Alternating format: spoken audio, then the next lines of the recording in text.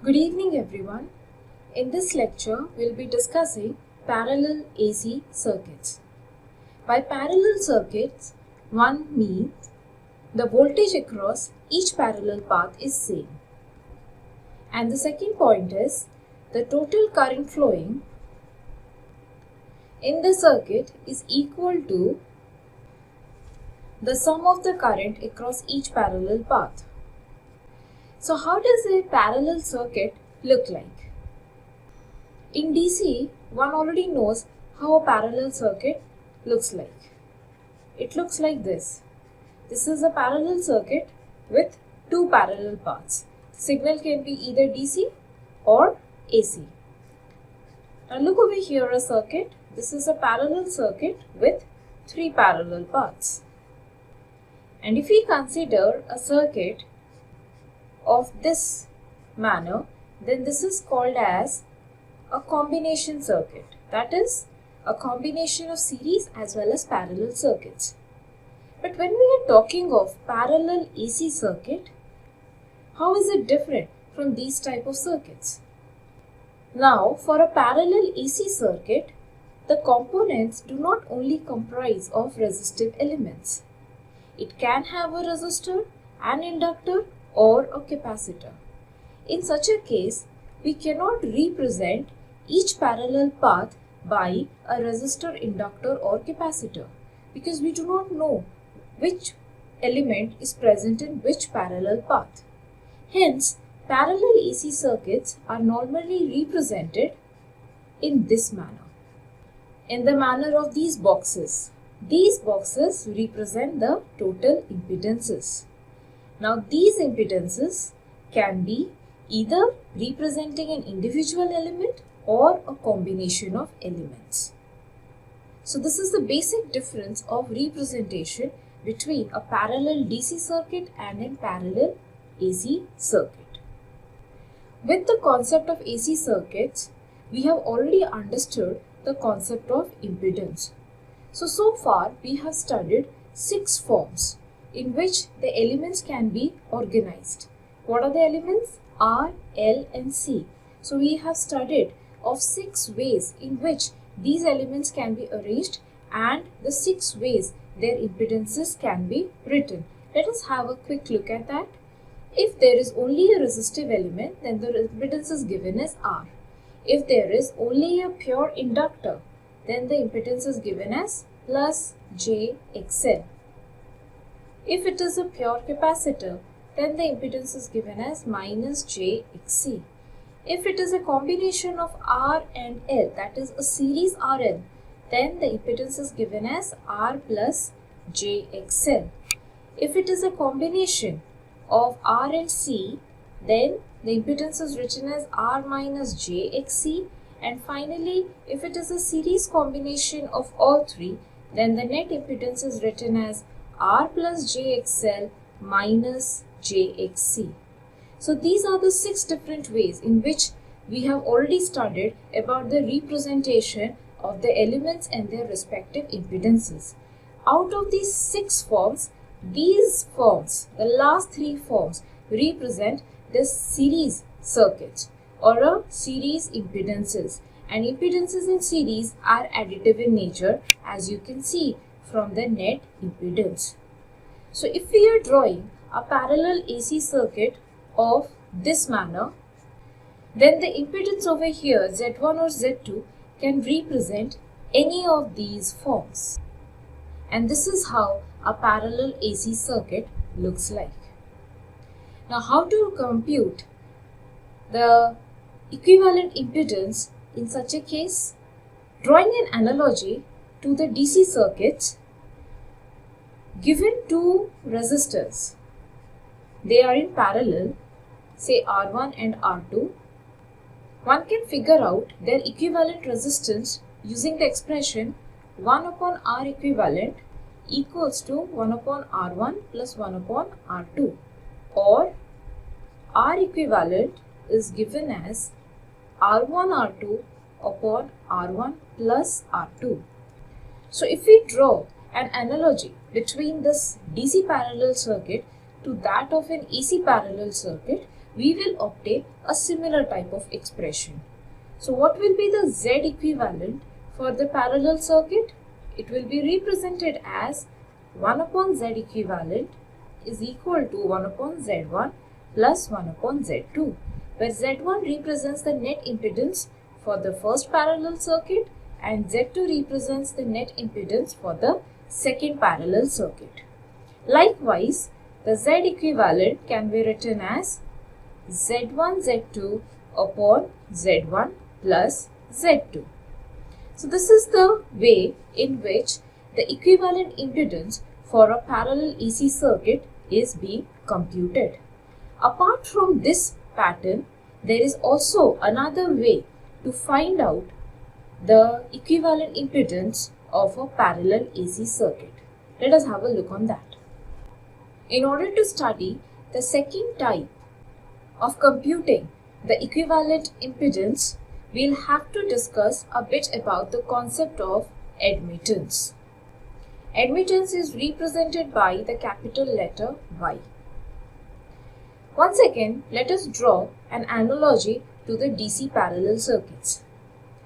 I had already written in the previous slide that 1 upon R equivalent is given as 1 upon R1 plus 1 upon R2.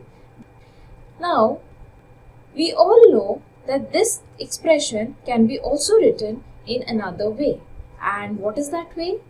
1 upon R equivalent can be written as capital G subscript equivalent, where G represents the conductance of the particular element.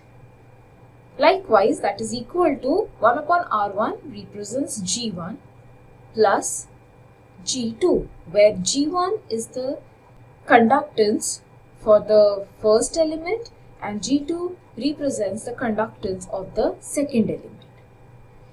So based on this analogy, we can also write the equivalent impedance in an AC circuit in a similar manner.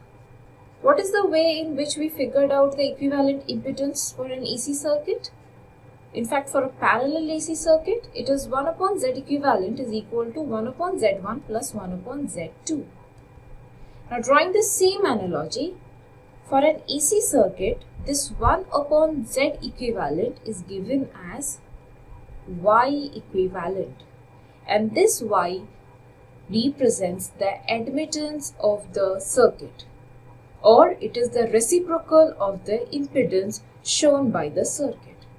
Similarly, 1 upon Z1 is called as Y1 plus 1 upon Z2 is called as Y2.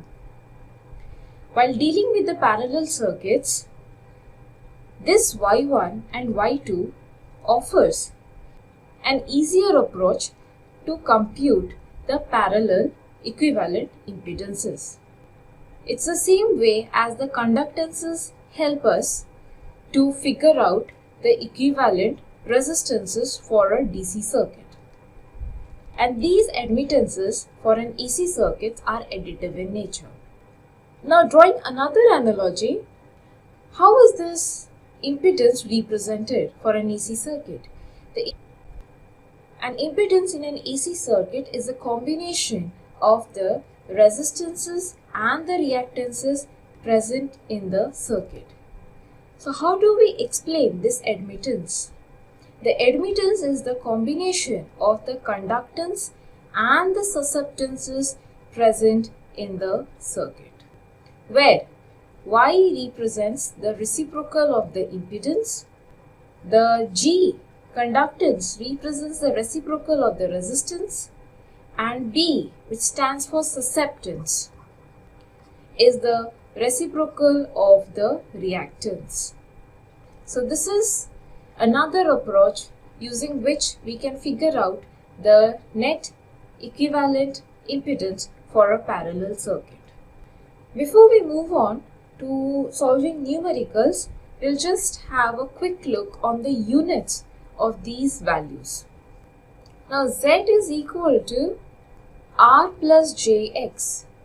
Unit of Z is equal to unit of R, which is equal to unit of X. And what are the units? It is ohm. Likewise, if we write the admittance expression, which is y is equal to g plus jb, one can see the unit of y is equal to unit of g is equal to unit of b. And what is that unit? It's mho, or it's also represented as Siemens by capital S. So these are the different units for impedance and admittance respectively. So now we have got two concepts.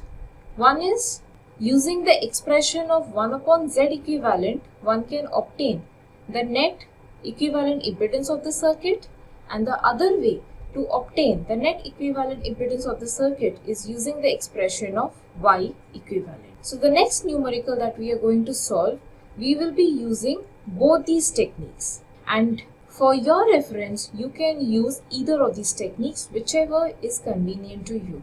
Since you guys are in the learning stage, so it is the right time for you which parameter you find comfortable with. Are you comfortable in figuring out 1 upon Z equivalent, or are you comfortable in figuring out Y equivalent? If you are figuring out 1 upon Z equivalent, then the expression is 1 upon Z1 plus 1 upon Z2, so on. And if you can figure out the expressions of Y equivalent, then it is Y1 plus Y2 and so on. In this video lecture, I'll be solving two numericals completely, and after the solving of the two numericals, I'll discuss different structures. I'll be discussing 3 different numericals along with their structures. If those type of questions are being asked, then how do you approach those questions? Probably the 3 questions that I'll be discussing at the end can be put as an assignment or a practice set for you. So this is the first question.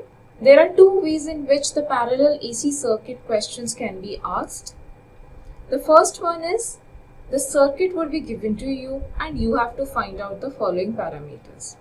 The second way is it would be a word problem. The numerical would be given to you as a word numerical.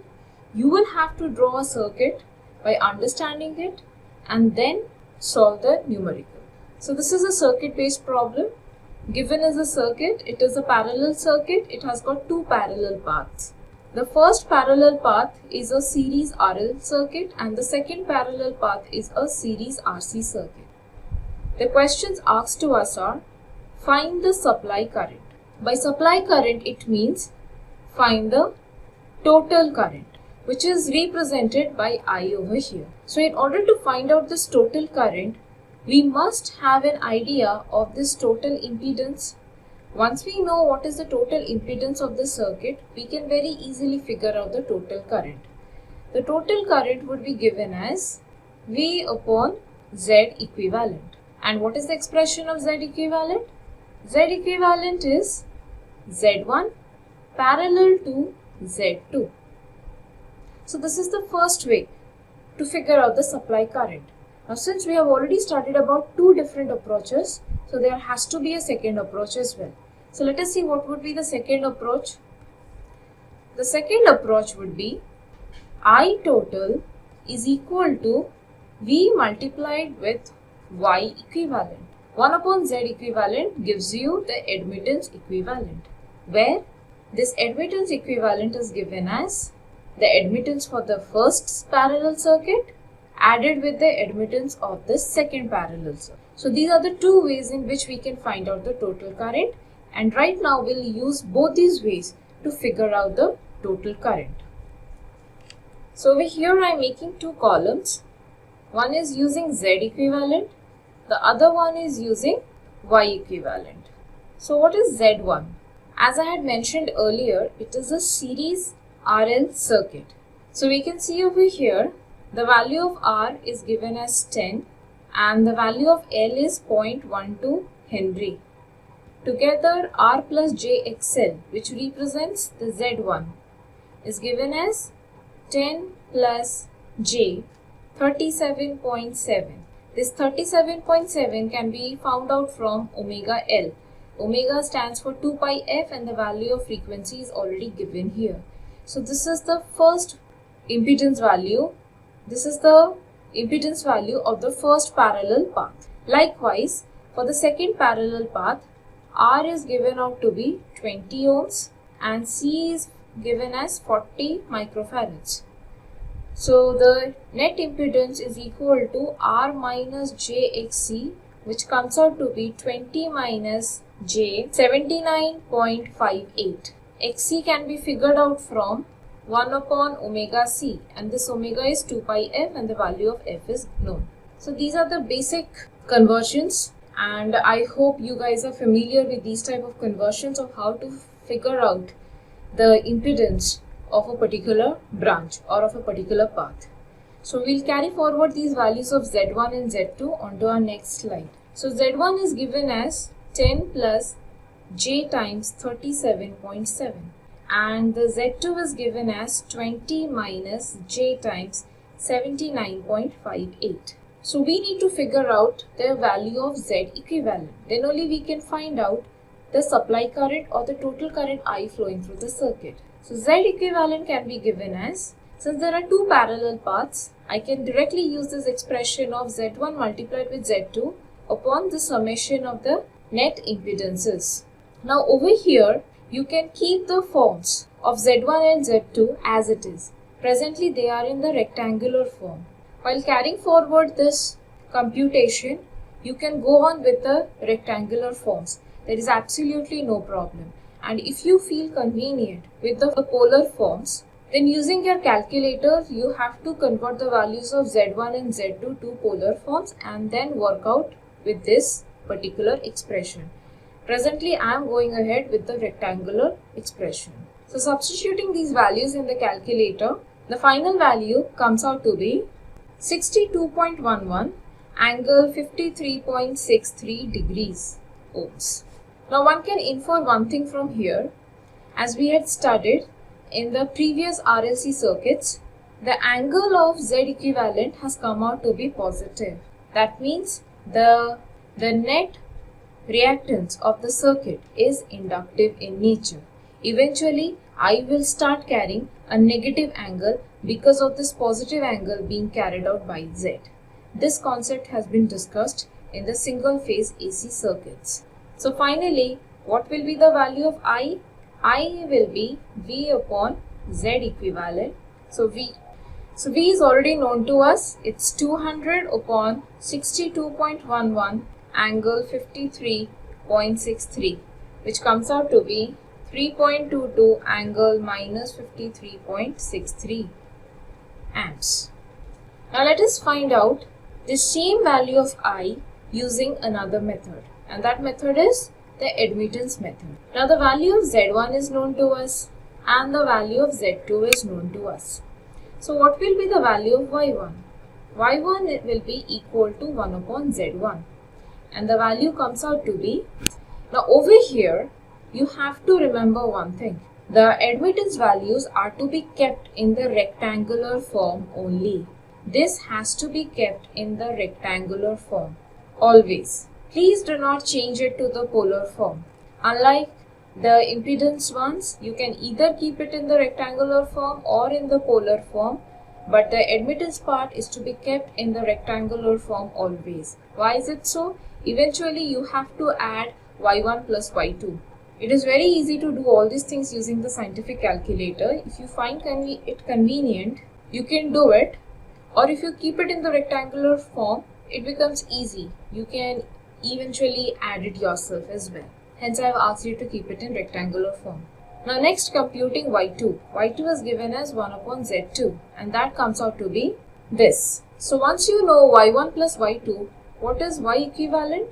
Y equivalent is the addition of Y1 plus Y2, which comes out to be, so once you know the value of Y equivalent, you can find out the value of I, which is given as V into Y equivalent. V is 200. So this 200 gets multiplied individually with both these terms, and the final answer in polar form will come out to be 3.2189 minus, angle would be in minus 53.634 degree amps. So you can see over here we have used two different approaches to find out the value of I, but what we can see here is both the values are nearly equal, or you can say they are equal. There is no difference in the values. They are same. So you can use both the sets of approaches for figuring out your values. But the only thing that you need to do is to practice. AC circuit means it requires a lot of practice using your scientific calculator. It cannot be done something overnight. If you lack practice, it's very likely that you will commit errors using a scientific calculator also. But if you have done a lot of practice of these angle calculations, polar to rectangular, rectangular to polar, and various other operations, then with practice one gets a confidence and the occurrence of errors gets minimal in that case. So move on to the question. So we have already figured out the supply current. So what does the second bit says? The second bit says find out the current in each branch. By each branch means this is the first parallel branch, this will be I1, and this is the second parallel branch, this is I2. So you have to find out the current I1 and I2. Again we'll have two sets of approaches to find out the values of I1 and I2. So let us see how we are doing that. The first approach would be using Z and the second approach would be using Y. So I1 would be equal to, since it's a parallel circuit, the voltage across each parallel path is same. It's V upon Z1. The value of V is 200 and the value of Z1, which came out to be 10 plus J, 37.7. So final answer is 5.127 angle minus 75.144 degrees. Similarly, I2 can be figured out from V upon Z2, which is 200 upon 10 minus J, 79.58, and the final answer would come out to be 2.437 angle positive 75 plus 893 degrees, 0.893 degrees. Now can you see one thing?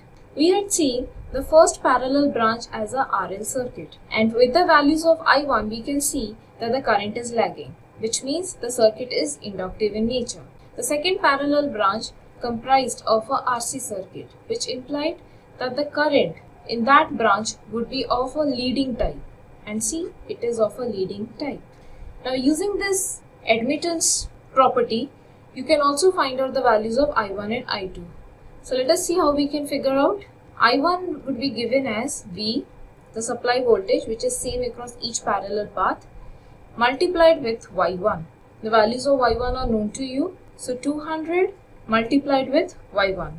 That comes out to be 5.112 angle minus 75.105 degrees. Likewise, I2 can be computed as V multiplied with Y2.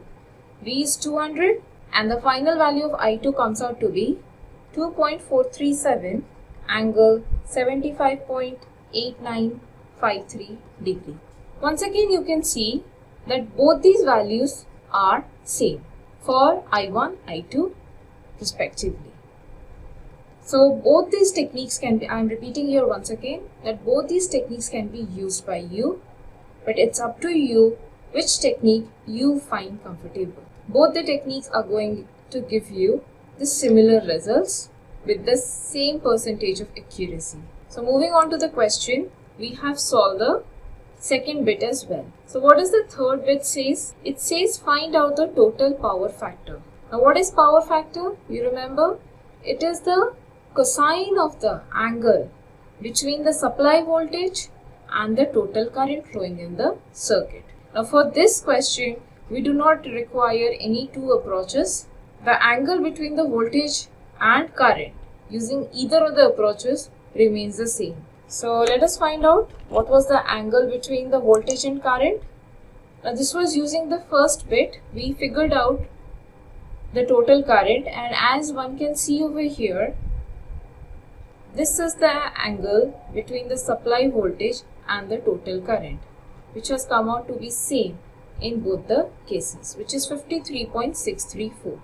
So using this value, we will be figuring out the power factor. So first we must write phi. What is this phi? Phi is the phase angle or the phase difference, which is always positive. Please remember, phi is always positive. Phi has come out to be 53.634. Now there was a minus sign with that angle for I. So for that minus sign or for the positive sign, one needs to write whether it is lag or lead. Since there was a minus sign, so it is a lag. By lag means the entire circuit is inductive in nature. So find out the cosine of this phase angle. That will come out to be 0.593. Again, please mention whether it is lag or lead. Now here is an important note. This angle that you will be computing should be in degrees. It should be cosine of that angle in degrees. Prior to entering this value in your calculator, always make it a point that please enter sine 30 in your calci and see whether you are getting the value of 0.5 or not. If you are getting the value of 0.5, then it means that the scientific calculator is accepting the angles in degrees. Else, it is accepting it in radians. In that case, you need to change the mode from radians to degrees, because these values of angles are coming out in degrees. So moving back to the question, we have already solved the third bit. Now moving on to the last bit, it says find out the phasor diagram. Now remember solving the phasor diagram for a series circuit? In the same way, we have to draw the phasor diagram for a parallel circuit. For a series circuit, the current is taken as a reference. Why is it so? Because the current is the same flowing through the entire circuit. For a parallel circuit, it is the voltage which is same across each parallel path. So it will be the voltage that will be taken as the reference. Voltage means the supply voltage. So how many currents we have figured out? There were two parallel paths, so there will be two currents. So what was the value of I1? I am noting down the value of I1 and I2 over here. I1 came out to be, I2 came out to be 2.437 angle 75.893 degrees. And the total current or the net current was computed as 3.22 angle minus 53.63 degrees. Now one is required to compute all these currents in the phasor diagram. You have to do exactly the same that was being done for a series circuit. In a series circuit, the current was taken as the reference and all the voltages were being represented on the phasor diagram. Likewise, we have taken the voltage as the reference and whatever currents we have figured out is to be represented on this phasor diagram. So we will begin our representation with I1. I1 is at an angle of minus 75. So you can remember, in order to represent the minus angle, one has to travel in the clockwise direction. I am writing it over here. Negative angle represents clockwise rotation and positive angle represents anti-clockwise rotation. So it's a negative means it's a clockwise rotation with a magnitude of 5.127 and this angle is minus 75.144. This is not according to the scale. This is only for your purpose of reference, and while drawing it in the examination, one is not required to use the exact measurement of the angle, but yes, an approximation of the angle will do. So this is I1. Coming to I2, again it has an angle of 75 degree, but it is in the positive direction. So we'll travel in the anti-clockwise direction. So this is again plus 75 degree, but look here to the magnitude. The magnitude is small in this case. It is 2.437. For I1 it was 5.127. So this represents I2. Now what about final I? This I is at an angle of minus 53. So again we'll travel in the clockwise direction, and what about its magnitude? It is smaller to I1, and this is the resultant current, I net. I hope you have understood this part.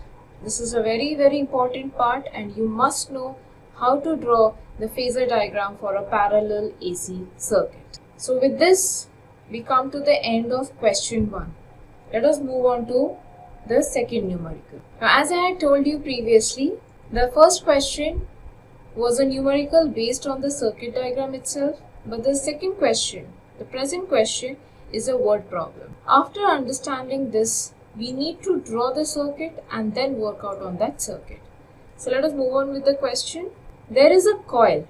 Coil means it will be a combination of R and L. There is a coil having a resistance of 50 ohms and an inductance of 0.02 Henry. Done. It is connected in parallel, which means one parallel branch is a series RL circuit. Now this entire branch is in parallel with a capacitor of 25 microfarads. Now they are being connected across a supply of 200 volts with a frequency of 50. Now this is how we represented a parallel circuit from the given problem. So there are two ways in which the questions could be asked. Either this way or the way which we discussed in the previous problem. Now what does this question says? It says calculate the current in the coil and the capacitor, which means current in the coil is the current across this parallel path. Let us name it as I1. And across the capacitor means this is I2. So this first bit is asking us to find out the current across each parallel path, which is I1 and I2. So before computing these currents, one must know the equivalent impedance or the equivalent admittance of that particular branch. Then only we can use the Ohm's law and find out the respective current values. Now you guys know that there are two approaches. Either you can use Z or you can go with Y, that is admittance. So that's up to you. For this numerical, I am going with Z. There is no specific reason why I am going with Z. I have just solved it using Z, so I am going with Z. If you feel like solving it with admittance, please go ahead with admittance. We both will get the same sets of values. So what is Z1? Z1 is the impedance for the first parallel path. Since it is a series RL circuit, the net impedance would be R plus JXL. The value of R is given as 50 and XL is omega L. The value of F is known. So XL will come out to be 6.28. I am writing the element values over here. R is given as 50. L is given as 0.02 Henry. So XL is omega L. Omega L is 2 pi FL. F is 50. It comes out to be 6.28 ohms. C is given as 25 microfarads. Please remember to convert this to the standard units of farad. So you have to multiply 10 raised to the power minus 6. Xc is given as 1 upon omega c. Again omega is 2 pi f. The value of f is known to us. And this comes out to be 127.32 ohms. These values will be required while computing the total impedance or admittance. Hence, I prefer to write it on a separate side. Now coming to Z2. Now Z2 is an individual element. Remember we had 6 forms and this is one of the form using an individual element. So when there is an individual element, what is its impedance? We will only write the impedance of this capacitor, which is given as minus JXC. Do not get confused here that since there is only a capacitor, what would be the net impedance? Whatever you have studied earlier, you just have to substitute that over here. The impedance shown by an individual capacitor is minus JXC. So you have to write minus JXC. Had there been an inductor over here, then the impedance would have been plus JXL. So there should be no confusion about these things. So the impedance is given as minus JXC. The value of XC is known to us. So it is minus J127.32 ohms. A quick note. Remember, J is equal to 1 angle 90 degree, which implies minus J is given as 1 angle minus 90 degree. So this thing is equal to 127.32 angle minus 90 degree. It has to be. Why? Because it is an individual element and it is a capacitor. And for a pure capacitor, the current leads the voltage by plus 90 degree. Since this Z is carrying minus 90 degree, the current across this branch will lead by plus 90 degrees. So once you know the values of Z1 and Z2, can we compute I1 and I2? Yes, we can. Let us use our Ohm's law. I1 is given as V upon Z1. In case you are computing using the admittance, you have to write here V multiplied with Y1. I am computing it using Z. So V is given as 200 upon 50 plus J 6.28, and it comes out to be 3.9688 angle minus 7.16 degrees. Likewise, I2 will come out to be V upon Z2. It will be 200 upon 127.32 angle 90 degree, because it's already known. It is a pure capacitor, current has to lead by plus 90. So this comes out to be 1.5708 angle 90 degrees. So coming to the first bit, we computed the current across the first parallel branch and the second parallel branch. Let us see what is the subsequent bit asking us for. It is asking us to compute the total current drawn. So once you know I1 and I2, you can find out what is the total current. The expression for total current is given as I net is equal to I1 plus I2. Both I1 and I2 are in polar forms.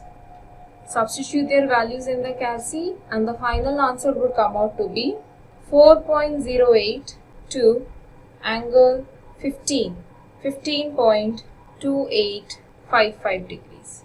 Now look over here. What is the angle for the I net? It is positive. It is positive means the final circuit, the net circuit, is capacitive in nature. In spite of the presence of this inductive element, this capacitive element is dominant. So we have already solved the second bit as well. Now moving on to the third bit. The third bit asks us to compute the total power factor. The total power factor can be figured out if you know the value of the total current along with its angle. So we know it. We know the value of the total current. We also know the value of its angle. So what is phi? Phi is positive 15.2855 degrees. Please write here lead or lag. Since it is positive, so it is a lead. Please make sure that the value of phi is always in degrees. So what will be the cosine of this phi? It will come out to be 0.9646 lead. With this, we have solved the third bit as well. The fourth bit says, find the power consumed in a circuit. Now, this word consumed has come into picture. Consumed means you have to go for the resistive elements. That is I square R. Now here, there are two approaches to figure out the power. One is the net current I square R. R is only present in the first parallel path. So that R you have to use. Or P is equal to VI cos phi. Remember the expression that we used for single phase AC circuits? V represents the supply voltage, I is the I net, and this is cos phi. I would ask you guys to go with this expression rather than going with this expression. Both the expressions will give you the same results, no doubt about it.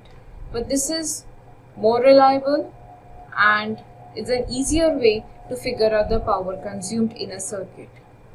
You will make less errors if you're going with this expression. Anyways, I'll be solving using both the expressions. The supply voltage is 200, I net. Since the cos phi term is already involved over here, I only require the magnitude of the I net. So going to the previous slide, what is the magnitude of I net? It is 4.082. 4.082. And cos phi is 0.9646. It's mentioned here. So the final value comes out to be 787.5573 watts. Now going with this expression, what is I net? It is 4.082 mentioned here square multiplied with the resistance value. The resistance is given as 50. It will also come out to be 787.5573 watts. But I am again mentioning this whenever you have this phrase power consumed in a circuit, please go for this expression, which is VI cos phi. It is more reliable with less error. So with this, we have solved the next bit as well. So let us tick that. The final one says find out the phasor diagram. Now again the same concept. It is a parallel circuit, so the voltage across each parallel path is same. So the voltage will act as the reference. Then we'll compute, first draw I1 followed by I2 and then the net current. So let us draw the phasor diagram. Before we draw the phasor diagram, I am writing the values of I1, I2 and I net over here. So I have already written down these values. So we will be taking the voltage as the reference. We will begin with I1. The I1 is at an angle of minus. So minus 7 degrees with a magnitude of 3. So this is minus 7. These are representational values. Try to make sure that you are close to the same degrees. It's not required that it has to be accurate while drawing the phasor diagram. Now coming to I2, this is a purely capacitive circuit. So it's leading by a positive angle of 90 degrees. This is I2. Now what about the net current or the total current I? The magnitude, okay, I have made a mistake. Now look over here, I have made a mistake. The magnitude of I1 is 3.9. So this is how I have represented the magnitude of I1. But the magnitude of I2 is 1.57, which is smaller than that of I1. So the length of this phasor has to be small. So I'll be redrawing it again. So make sure you do not make these type of mistakes. By the clockwise and anti-clockwise direction, you are taking care of the angle, and the magnitude are to be taken care by the length of the phasors. So that part we'll have to take care of. Coming to I net, it has a magnitude of 4, which is greater than that of I1, and it is at a positive angle of 15 degrees. So this is I net, and since it's positive angle, so it will move in an anti-clockwise direction. So I hope you guys are able to understand how to draw a phasor diagram for parallel AC circuits and in which way you are required to draw the phasor diagram. The angle part is being taken care of by the clockwise or the anti-clockwise rotation, and the magnitude part is taken care by the length of the phasor that you are drawing on the phasor diagram itself. So with this, we come to the end of question 2. So these are the only 2 questions that we will be solving in this lecture. But now I'll be discussing 3 questions which probably would be given to you as assignments or practice sets. There will be no values for the questions. These would be just like the sample questions. If given this condition, what should be your approach to figure out the final values? Let us see those sample questions. Now coming to the first sample question. Given a parallel circuit with 3 parallel branches, the value of the voltage along with the frequency is given to us. The total current is also given to us. The impedance along the first parallel path is known. The impedance along the second parallel path is known to us. However, the impedance along the third parallel branch is not known to us. So given the values or given the sets of parameters, you are required or one is required to figure out the value of Z3. So what should be your approach? Since the value of V and the I are known to us, to begin with, we can write I is equal to V upon Z equivalent. So this Z equivalent can be known to us because V and I are known to us. Once Z equivalent is known to us, the parallel combinations of 3 parallel branches will give us Z equivalent. So 1 upon Z equivalent can be written as 1 upon Z1, 1 upon Z2 plus 1 upon Z3. Now at this point of time, I would suggest, rather than going with the expression of Z, convert this to Y. Make this 1 upon Z equivalent as Y equivalent which is admittance, net admittance, which will be equal to y1 plus y2 plus y3. This is already known to us, this is known to us, this is known to us. With the subtraction of y1 and y2 from y equivalent, one can obtain y3. Once y3 is known to us, the reciprocal of y3 will give us z3. So this could be a type of question which could be asked, and this should be your. Now this is the tricky part. You know that the parallel combinations of z1, z2 and z3 would give you z equivalent. But since this is more than two parallel paths, computing the parallel combination using this expression is cumbersome as well as lengthy, and you might land into making several mistakes. So this is where one has to shift to the concept of admittance. It's very necessary. No skipping over here.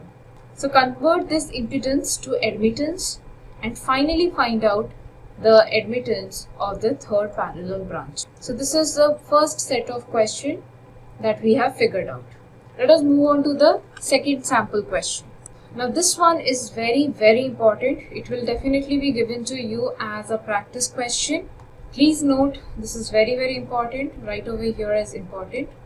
The question states, again there are three parallel branches. The value of the frequency is given to us. The total current is known to us. The impedance across each parallel branch is also known to us. One is required to find out the supply voltage for the given question. So how to approach these type of problems? Since Z1, Z2 and Z3 are known to us, their parallel combinations can give us Z equivalent.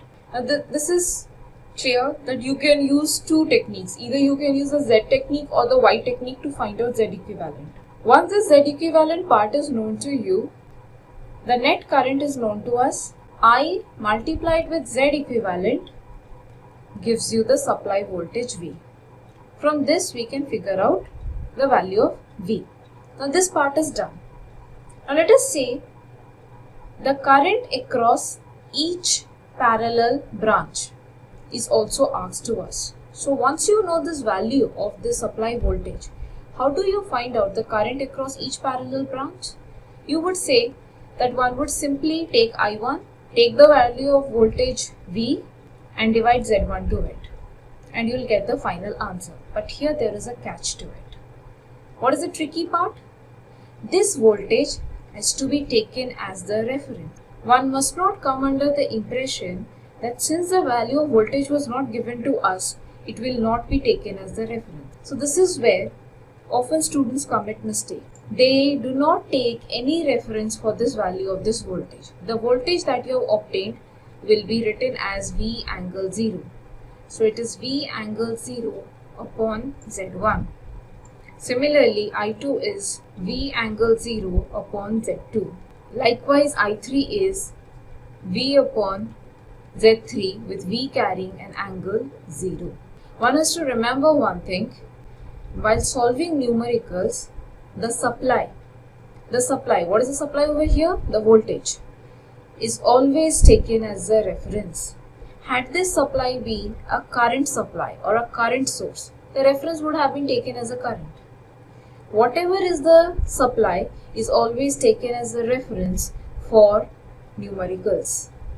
So please make sure that after computing the value of the voltage, do not give the angle of this I or the angle of this Z equivalent to this V. No, this is the supply. It has to take the reference, so it will have an angle 0 only. Is this part clear? And this question will be given to you as a practice set. Please try. It's not at all difficult. The only tricky part is the voltage should carry the angle 0. I'm writing it over here as well. The supply is always taken as a reference while solving numericals. So we are done with the second sample question as well. Now move on to the last sample question. In this question, instead of a pure parallel circuit, there could be a combination of series and parallel circuits. Over here, this is Z1, this is Z2, and this is Z3, this is V, and this is F. All are known to us. One is required to find out the net current. This is easy. It looks easy, and of course it is easy, but one should be very clear and should calculate the values carefully while dealing with a combination of series and parallel circuits. So this value of net current is given as V into Z equivalent. Now this Z equivalent is not just the parallel combinations of Z2 and Z3. This Z equivalent is actually Z1 plus the parallel combinations of Z2 and Z3, which can be written as Z2 Z3 upon Z2 plus Z3. And I am repeating it once again. These are AC circuits. Practice, practice and practice. Only with practice your accuracy increases. Use your scientific calculator to the fullest. Do a lot of rectangular to polar, polar to rectangular conversions. Solve a lot of numericals. Do all the practice sets. With practice, your accuracy will improve. There is no other way to it. So these are the places where one normally commits mistakes. So with practice, these things can be taken care of. So once the Z equivalent is known, I can be figured out. So these are the 3 sample questions which I discussed. So this covers the entire topic of parallel AC circuits, and one can expect questions from these types. Now before I wrap up this particular lecture, there is one quick hint that I will be giving it to you all. One is called as the numerical reference. Another one is called as the phasor reference. Like I told you in the previous question, for any numerical given to you, the supply is to be taken as reference. If the voltage is the supply, then your reference is V angle 0. If your current is the supply, then your reference is I angle 0. Whenever you are solving numericals, please take care of these things. Now coming to the phasors. If it's a pure series circuit, current will be taken as reference. If it is a pure parallel circuit, voltage will be taken as reference. And if it is a combination circuit, like the last one which we discussed right now, combination of series and parallel circuit, then once again the supply has to be taken as the reference. Because when it is a combination circuit, you cannot just toss between the current and the voltage. It has to be the supply which will be taken as the reference. So these are a few hints that one has to remember. I hope these things are clear to you. With the parallel circuits, we come to the end of the single phase AC circuits concept. From next class onwards, we will start discussing 3-phase AC circuits. If you have any queries or any doubts, please do let me know. Post your comments. For this lecture, practice sets will be provided. Please solve them and post your answers. That's it. Thank you for watching.